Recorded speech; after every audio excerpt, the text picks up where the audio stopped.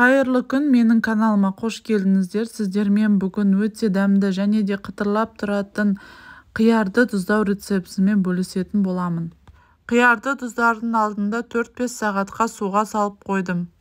Қияр дайын болам дегенше ас көк желкекті жуып тазалап банкілерді булап алдым.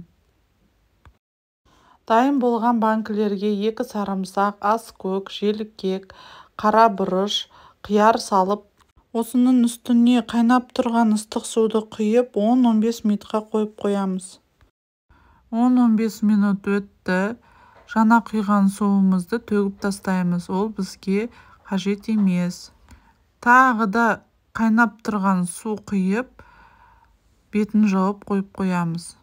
Осы суды кастрөлге құйып, оттың астына қойып қайнағанын күтеміз. Су қайнайым дегенше қиярдың үстіне 1 қасық тұз, 2 қасық қант саламыз. Атылып кетпеу үшін 2 аспирин қосамыз. Жаңа қайнаған суымызды қиярдың үстіне құйып, 1 шай қасық уксус қосып, крышкасын жауып, төңкеріп, үстін жылы орап қойыңыз.